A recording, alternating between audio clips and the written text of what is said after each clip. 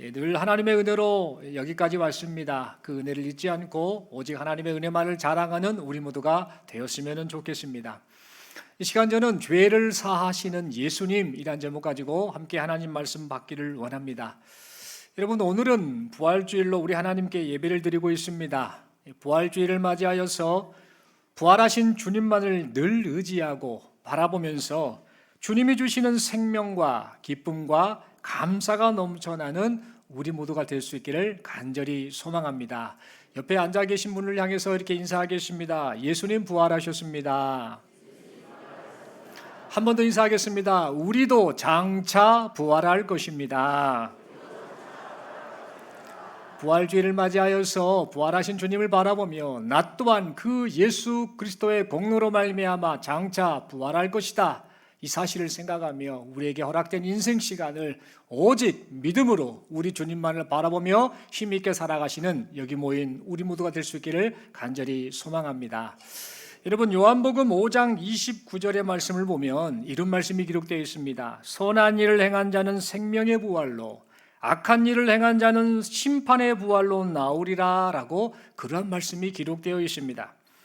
여러분, 이 말씀은 사람이 살아있을 때만 인생을 사는 것이 아니라, 다시 말씀드립니다, 사람이 살아있을 때만 인생을 사는 것이 아니라 죽음 이후에도 그 사람의 인생이 계속된다라는 의미를 내포하고 있습니다.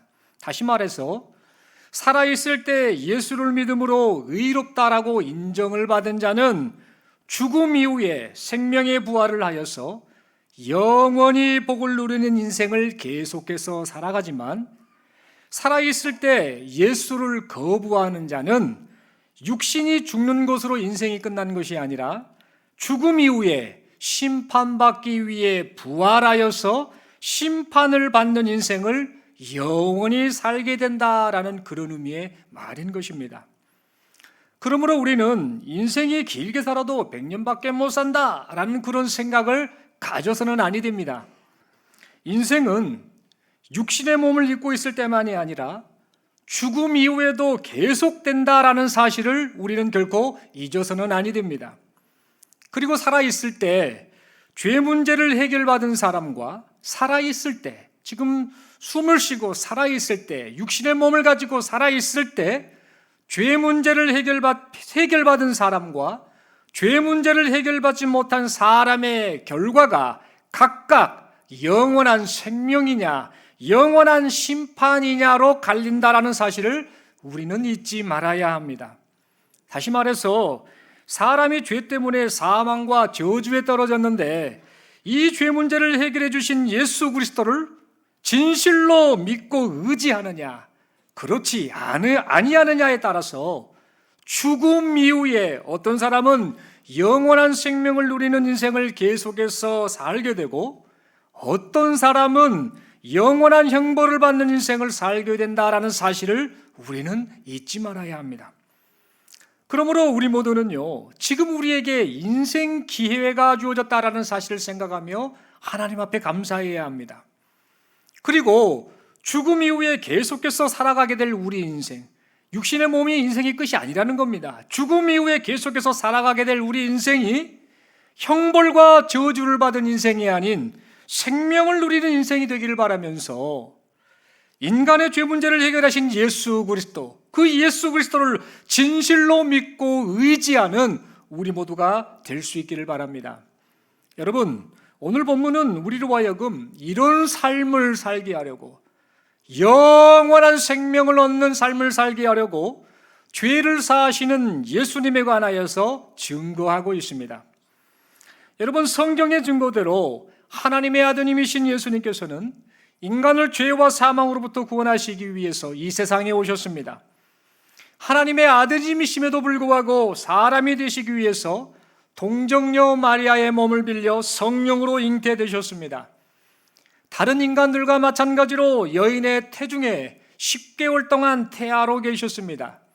그리고 마침내 탄생하시고 30여 년 동안 사람들과 어울려 생활하시면서 사람들의 아픔이 무엇이고 사람들의 고통이 무엇인지 함께 겪으셨습니다. 그렇다면 여러분, 하나님의 아드님이신 예수님께서 사람이 되신 이유가 도대체 무엇일까요? 그 이유는 사람이 되셔서 범죄한 사람들을 대표하여 죽으시기 위함이었습니다. 그리고 사람들을 대신하여 죗값을 치르심으로 죄와 사망 아래 있는 인간을 구원하시기 위함이었습니다. 이러한 목적을 가지고 이 세상에 오신 예수님께서는 30년 동안의 삶을 사시다가 하나님께서 정하신 때가 되자 드디어 메시아로서의 공적인 활동을 시작하셨습니다. 먼저 예수님께서는 메시아로서의 공적인 활동을 시작하시기 전에 유다 지역의 요단강가에서 세례 요한으로부터 세례를 받으셨습니다. 이때 성령 하나님께서 세례를 받으시는 예수님께 비둘기처럼 임하셨습니다. 그리고 성부 하나님께서는 예수님이 이제 하나님의 뜻을 이루실 메시아이시다라는 사실, 그 일을 행할 것이다라는 사실을 큰 음성으로 나타내 보여주셨습니다. 그 후 우리 예수님께서는 광야에서 이제 사단의 시험을 받으셨는데 그 시험을 이기셨지요. 그러면서 메시아로서의 본격적인 사역을 시작하셨습니다. 또한 북쪽 갈릴리 이 가나 지역에서 혼인잔치가 하셔서 물이 포도주로 변하는 놀라운 기적을 나타내심으로 예수님께서 메시아로서의 첫 표적을 그렇게 나타내셨습니다. 그리고 다시 남쪽 이제 유다 지역 예루살렘으로 가셔서 성전에서 장사하는 장사꾼들을 다 내쫓으시고 권위 있는 가르침으로 하나님의 나라를 선포하셨습니다. 또한 가시는 곳마다 귀신 들린 자를 고쳐주셨지요. 병든 자를 고쳐주셨지요. 뿐만 아니라 이곳저곳을 다니시면서 만나는 사람들에게 하나님의 나라가 가까웠다라고 하며 하나님의 나라 천국 복음을 전파하셨습니다.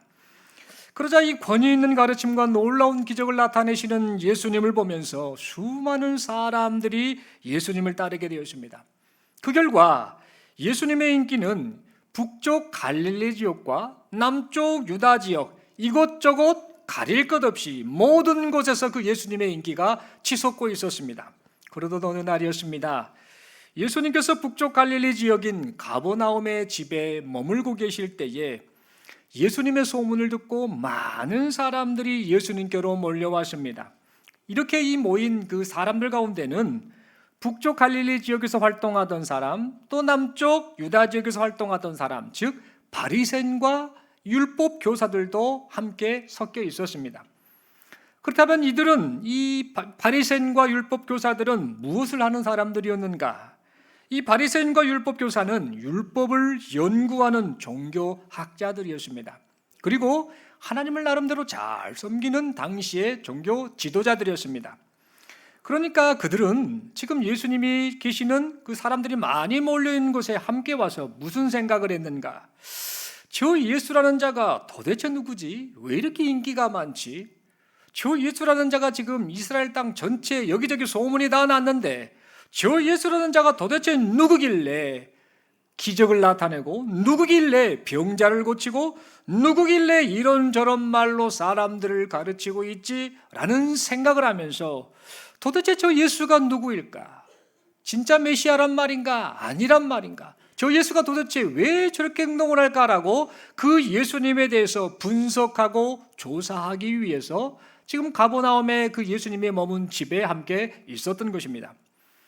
그래서 이 바리새인과 율법 교사들은 예수님께서 무리를 향해 이런저런 말씀을 가르치실 때에 이 무리들 속에서 섞여서 유심히 예수님을 관찰하며 지켜보고 있었습니다. 그런데 그때 갑자기 황당한 일이 하나 발생합니다. 예수님께서 머물고 계시던 집 지붕이 뜯기는 일이 발생하고 말았던 것입니다. 여러분, 그렇다면 멀쩡한 집 지붕이 왜 갑자기 뜯겼던 것일까요? 그 이유는 어떤 사람들이 지금 자기 동료 한 사람인 이 중풍병에 걸린 한 사람을 예수님께 데려와서 병고침을 좀 받게 해주려고 하는데 지금 예수님이 계신 곳에 사람이 너무 많이 몰려있다 보니 그 중풍병자를 예수님께 데려갈 수 없는 상황이 된 겁니다.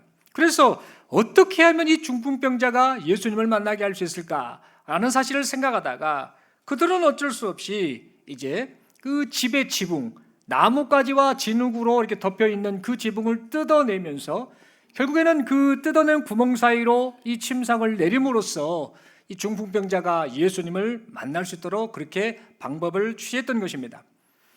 여러분, 이처럼 그들은 누구도 상상 못할 일을 했습니다.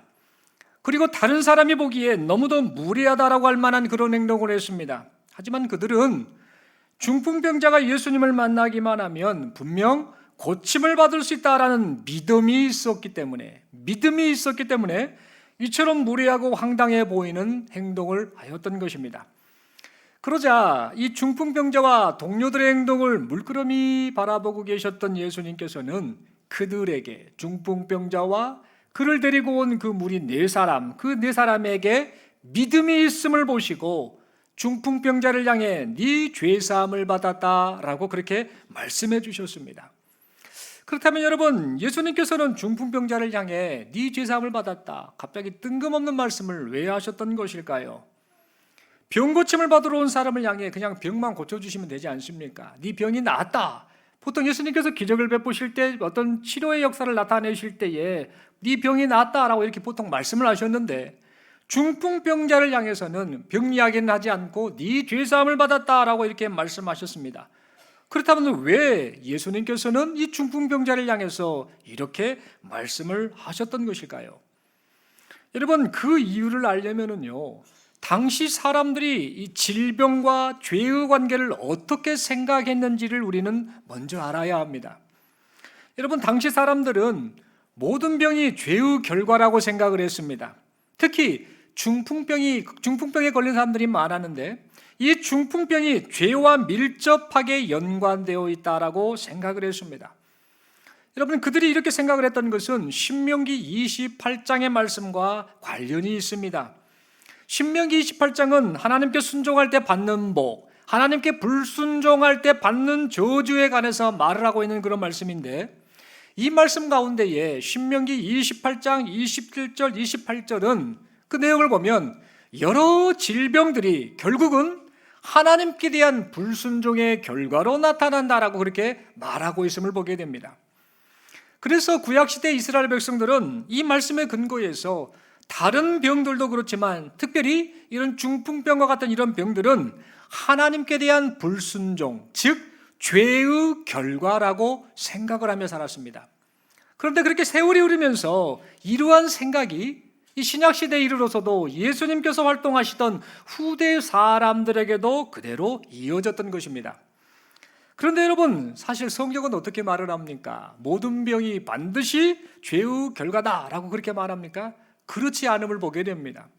물론 죄의 결과로, 이 죄가 원인이 되어서 사람에게 사망이 나타나게 되었고, 죄의 결과로 많은 사람들이 고통을 당하고 질병에 처하게 되었습니다만, 크게 봐서는 그게 맞는 말입니다만, 조금 더 세부적으로 봤을 때 성경은 모든 병이 반드시 죄의 결과라고 말하지 않음을 보게 됩니다.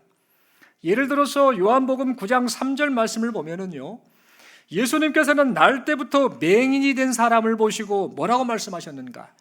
그 사람이 맹인이 된 것이 사람의 죄 때문에 맹인이 된 것이 아니라 하나님께서 하시는 일을 나타내시기 위함이다라고 이렇게 말씀해 주셨습니다. 이처럼 병이 반드시 죄의 결과만은 아니었던 것이지요.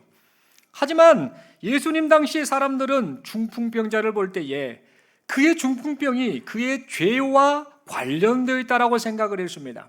그리고 죄 문제를 해결하지 않으면 중풍병자의 병이 낫지 못한다라고 그렇게 생각을 하며 살았습니다. 그리고 실제 지금 중풍병에 걸렸던 중풍병자 역시 자신의 병을 다른 사람들과 마찬가지로 죄의 결과로 생각하고 있었을 것입니다. 그래서 우리 예수님께서는 사람들이 중풍병과 죄를 연관지어서 지금 생각하고 있다라는 사실을 아시고 중풍병자를 향해 네 죄사함을 받았느니라 라는 이 말씀을 통해 예수님 자신이 중풍병자의 병을 고쳐주실 수 있는 분일 뿐만 아니라 사람들이 생각하는 중풍병의 근본 원인이 되는 죄 문제까지 사실 수 있는 분이시다라는 사실을 가르쳐 주려고 하셨습니다. 다시 말해 예수님 자신이 하나님이 보내신 기적과 은혜를 베풀어 주시는 메시아시다라는 사실을 간접적으로 그렇게 드러내셨던 것입니다. 그런데 이때 예수님께서 이렇게 네 죄사함을 받았느니라 라고 중풍병자를 향해 말씀하고 계실 때에 이 많은 무리들 속에서 이 상황을 지켜보고 있었던 바리새인과 율법 교사들이 속으로 분을 내기 시작했습니다. 아니, 저 예수라는 자가 중풍병자의 죄를 사한다고? 저런 죽일 놈이 있는가? 죄를 사하는 것은 오직 하나님만이 하시는 일인데 자기가 중풍병자의 죄를 사한다? 그렇다면 자기가 하나님이라는 소리 아닌가? 이건 완전 신성모독이야 라고 속으로 분을 내고 있었던 겁니다. 그러자 그 속으로 생각하는 그런 것들을 우리 예수님께서 꿰뚫어 보셨습니다. 다 알고 계셨습니다. 그들의 속마음을 꿰뚫어 보셨던 것이죠. 그래서 그들을 향해 중풍병자가 죄사함을 받았다라는 말과 중풍병자에게 일어나 침상을 들고 걸어가라 라는 말 중에 어느 말이 더 쉽겠느냐라고 그들에게 물으셨습니다. 여러분, 여기서 예수님께서 바리새인과 율법교사들에게 중풍병자가 죄사함을 받았다라는 말과 중풍병자에게 일어나 침상을 들고 걸어가라 라는 말 중에 어느 말이 쉽겠느냐라고 이렇게 물어보셨던 것은 두 가지 일 모두 다 사람으로서는 쉽지 않은 일, 즉 불가능한 일이다라는 그런 의미로 하신 말씀이었습니다. 그리고 사람으로서는 불가능한 이 일을 내가 지금 하겠다라는 그런 의도로 하신 말씀이었습니다. 그래서 예수님께서는 예수님 자신이 병을 고치고 죄를 사하시는 권세가 있는 분이심을 사람들이 알게 하시려고 중풍병자에게 일어나서 침상을 들고 집으로 돌아가라 라고 그렇게 말씀을 하셨습니다. 그랬더니 중풍병자가 병 고침을 받고 모든 사람들이 보는 앞에서 걸어 나갔습니다. 그리하여서 그 장면을 목격하고 있던 사람들은 중풍병자가 고침을 받은 것을 보고는 예수님이 사람의 죄를 사하시는 분이다라는 사실을 인지하게 되었습니다. 그러면서 어찌 이런 일이 일어날 수 있는가라고 심히 놀라며 모든 영광을 하나님께 돌려드렸습니다. 사랑하는 성도 여러분, 이 시간 우리는 이 중풍병자가 병을 고침받은 이 사건을 보면서 중풍병자를 고쳐주신 예수님이 지금 여기 모인 우리의 주님이시다라는 사실을 믿을 수 있기를 바랍니다. 우리의 인생 문제를 주님께 가지고 나아가면서 그 주님, 중풍병자를 고치신 그 주님이 내 주님이오니 내 인생의 모든 문제를 맡기오니 은혜를 베풀어 주옵소서라고 그렇게 믿음으로 반응하는 여기 모인 우리 모두가 될 수 있기를 간절히 소망합니다. 여러분, 우리도 인생을 살면서 크고 작은 질병으로 고통할 때가 있습니다. 사랑하는 가족이나 동료가 질병으로 고통하는 것과 인생의 문제로 고통하는 것을 옆에서 지켜보면서 함께 안타까워할 때가 있습니다. 이럴 때 우리는 지금 처한 상황을 탓하거나 자포자기하지 말아야 합니다. 중풍병자와 그의 동료들이 예수님을 만나면 그 어떤 불치병도 고칠 수 있어 라고 믿고 주님을 향한 믿음을 주님께로 나아가는 그 행동으로 보였던 것처럼 우리들 또한 주님 앞에 이렇게 반응하기를 원합니다. 예수님이 고쳐주실 거야. 예수님이 살려주실 거야. 예수님이 내게도 은혜를 베풀어 주실 거야. 내 사랑하는 가족에게, 내 사랑하는 동료에게 은혜를 베풀어 주실 거야 라는 그런 믿음을 가지고 우리 예수님께 나아가는 여기 모인 우리 모두가 될 수 있기를 바랍니다. 또한 이 시간 우리는 온 가족 예배로 예배를 드리고 있는데요, 여기 모인 이제 인생을 조금씩 살아가는 우리 자녀들, 학생들, 청년들도 어른들만 주님을 그렇게 찾고 부르는 것이 아니라 어린 우리도, 어린 청년들도, 어린 자녀들도 이러한 마음을 품고 우리 주님을 바라보면서 인생을 살아갈 수 있기를 간절히 소망합니다. 나는 아직 어리니까, 나는 괜찮아, 나는 할 수 있어 라는 그런 아니란 마음을 가지고 인생을 살지 않기를 바랍니다. 우리 사랑하는 친구들, 청년들, 인생이 호락호락하지 않습니다. 어른들은 다 그것을 깨닫고 있습니다. 쉽게 생각하고 내 뜻대로 내 계획대로 인생이 될 줄 알았는데 살아가면 살아갈수록 내 뜻대로 되지 않는 것이 인생이라는 것, 수많은 고난과 아픔이 있는 것이 인생이라는 것을 어른들은 이미 깨닫고 지금 여기까지 왔습니다. 이처럼 우리 사랑하는 자녀들을, 청년들은 인생이 호락호락하지 않다라는 사실을 잊지 않았으면 좋겠습니다. 그러면서 주님을 더욱더 의지하며 살아가는 우리 자녀들, 청년들이 될 수 있기를 간절히 소망합니다. 여러분들도 앞으로 인생을 살면서 크고 작은 인생의 문제들을 만나게 될 것입니다. 그런 인생의 문제들을 만나지 않았으면 좋겠는데 인생 자체가 그렇습니다. 수많은 인생 풍파를 만나게 될 것이다라는 겁니다. 그러나 그런 인생 풍파가 나를 찾아온다 할지라도 성도는, 주님의 자녀는 두려워하지 말아야 합니다. 염려하지 말아야 합니다. 중풍병자를 고쳐주신 주님이 우리의 주님이시다라는 사실을 믿고 우리 인생의 모든 문제를 주님께 맡기는 우리 모두가 될 수 있기를 간절히 소망합니다. 그리할 때 우리를 구원하시려고 사람이 되시고 사람이 겪는 아픔과 고난을 동일하게 겪으신 우리 예수님께서 주님, 저를 불쌍히 여겨주옵소서, 저 좀 살려주옵소서, 저 좀 만나주옵소서라고 간청하는 우리 모두에게 은혜를 베풀어 주실 줄 믿습니다. 그리고 중풍병자와 그의 동료들의 믿음을 보시고 중풍병자를 고쳐주신 것처럼 주님을 믿고 신뢰하며 은혜를 구하는 우리 모두에게 치료의 은혜, 얽히고 설킨 인생 문제를 해결하는 은혜, 무너져버린 우리 자신을 회복시켜 주시는 그 은혜, 그 은혜를 베풀어 주실 줄로 믿습니다. 아멘이십니까? 여러분, 서로에게 인사하겠습니다. 인생의 모든 문제를 주님께 맡깁시다. 다시 한번 인사하겠습니다. 말로만 그러지 말고 진짜 맡기고 삽시다. 아멘입니다. 여러분, 그런데 여러분, 우리 주님께서는요, 여기 모인 우리 모두가 단순히 길어야 100년밖에 안 되는 인생의 문제만을 해결받으려고 예수님을 찾기를 바라지 않으신다라는 사실입니다. 다시 한번 말씀드립니다. 우리 주님께서는요, 여기 모이는 우리 모두가 단순히 길어봤자 100년밖에 안 됩니다. 길어봤자 100년밖에 안 되는 인생의 그 문제만을 해결받으려고 주님을 찾는 곳으로 만족하며 살지 않기를 바라고 계신다라는 겁니다. 다시 말해서 사람이 죽고 난 이후에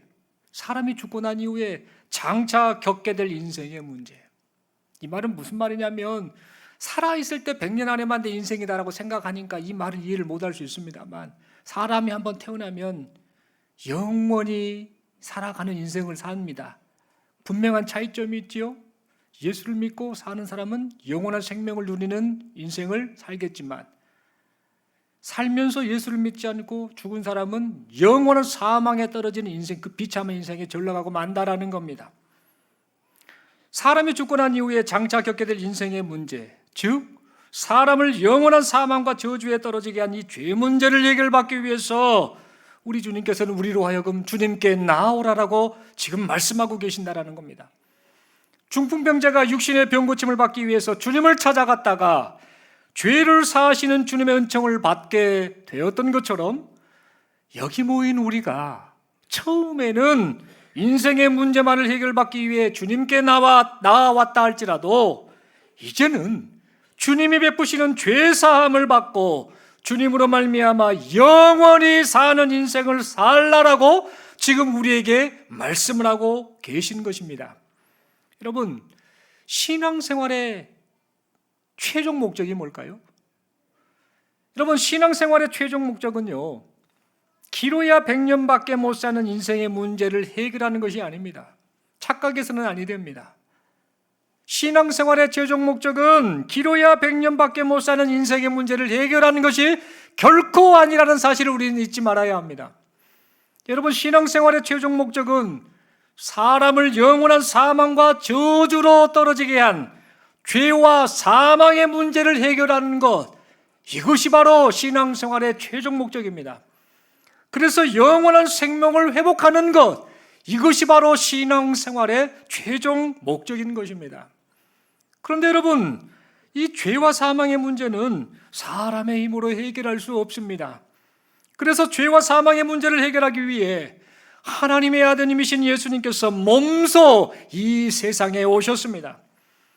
그리고 인간을 대신하여 십자가 고난을 당하심으로 인간의 죄 문제를 해결하셨습니다. 또한 죽으셨다가 3일 만에 부활하심으로 인간의 죄 문제가 해결되었음을 증명하셨습니다.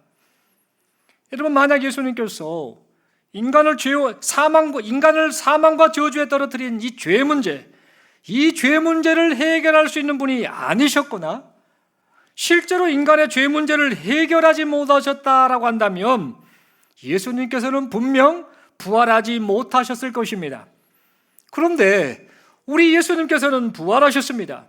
그리고 부활하심을 통해서 사람의 죄 문제를 해결하셨다라는 사실을 온 세상에 공포하셨습니다.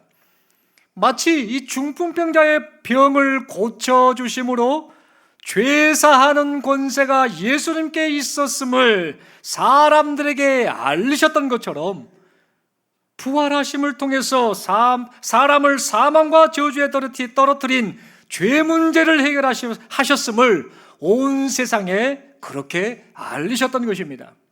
사랑하는 성도 여러분, 그러므로 이 부활주의를 맞이하였어요, 인간의 죄를 사하러 오신 예수, 믿고 의지하는 자를 영원한 사망에서 영원한 생명으로 옮겨주신 예수, 바로 우리 주 예수 그리스도, 그분만을 바라보며 살아가시는 여기 모인 우리 모두가 될 수 있기를 간절히 소망합니다. 뿐만 아니라 사람의 인생이 100년이다라는 사실, 이런 착각을 하며 사는 인생이 되지 않기를 바랍니다. 다시 말해서 사람의 인생이 100년이 아니다라는 사실을 잊지 않기를 바랍니다. 여러분, 죽음 이후에도 그 인생이 계속된다라는 사실, 육신의 삶을 이 땅에서 100년 동안, 길어야 100년 동안 살지만 그 이후에도 그 사람의 인생이 계속된다라는 사실을 우리는 잊지 말아야 합니다. 죽음 이후에도 그 인생이 계속되는데, 잘 들어주십시오. 예수님을 믿고 죄사함을 받은 자는 영원한 생명을 누리는 인생을 계속해서 영원토록 살아가게 될 것이지만, 이 땅에서 살면서 예수를 거부하여 죄사함을 받지 못한 자는 영원한 사망과 저주에 떨어지는 통곡하는 인생을 살게 될 것이다라는 사실을 결코 잊지 않기를 바랍니다. 사랑하는 성도 여러분, 그러므로 우리의 죄를 사하시는 예수 그리스도만을 진실로 믿고 의지하는 여기 모인 우리 모두가 될 수 있기를 바랍니다. 지금 내게 오늘이라는 시간이 주어졌다라는 것, 인생 기회가 주어졌다라는 사실, 이게 얼마나 감사의 조건인가를 생각하며 우리에게 인생 기회가 주어졌을 때에 죄사함의 은혜를 베풀어 주신 그 예수 그리스도만을 바라보고 그 예수님께로 나아가시는 여기 모인 우리 모두가 될 수 있기를 간절히 소망합니다. 또한 부활절을 맞이하여서 죄를 사하시고 영원한 생명을 주시는 예수님, 이 예수님을 우리의 가족들에게, 우리의 이웃들에게 계속해서 담대히 전하는 여기 모인 우리 모두가 될 수 있기를 간절히 소망합니다. 여러분, 사람이 전도를 왜 안 할까요? 여러분, 이 성도가 사람들 앞에서 왜 담대하지 못할까요? 왜 천국 복음을 말하지 못할까요? 귀찮아서 그럴 수도 있고 이런저런 이유가 있겠지요. 상황이 안 되거나 시간이 안 되거나 이런저런 핑계거리가 얼마든지 있을 수 있습니다만, 진짜 이유가 뭐라고 생각하십니까? 사람이 예수를 믿고 안 믿고에 따라 영원한 생명이냐 영원한 사망이냐, 이것이 결정된다는 사실을 진실로 믿는다라고 한다면 여러분, 성도가 어떻게 반응하겠습니까? 내게 주의 은혜로 받은 이 구원이 내 사랑하는 가족들, 내 사랑하는 이웃들에게 그대로 나타나기를 원한다라는 그 사실을 믿음으로 반응한다면 어떻게 우리가 행동을 하겠습니까?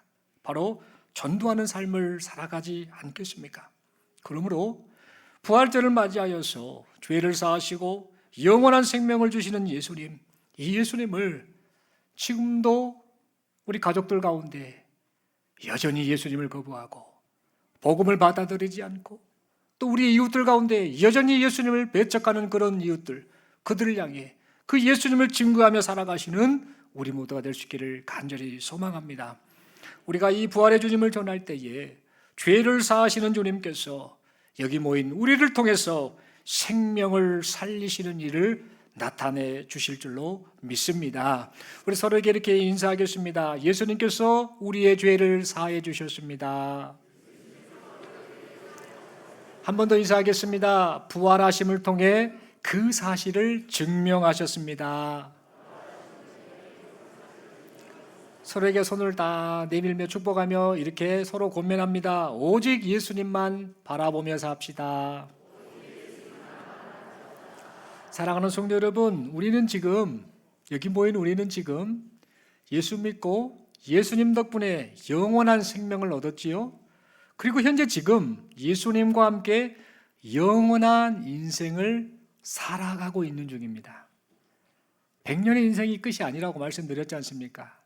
예수를 믿는 순간 영원한 생명을 얻었고 그 얻은 순간부터 영원토록 영원한 생명을 누리는 복된 인생을 영원토록 지금 살아가고 있는 중입니다.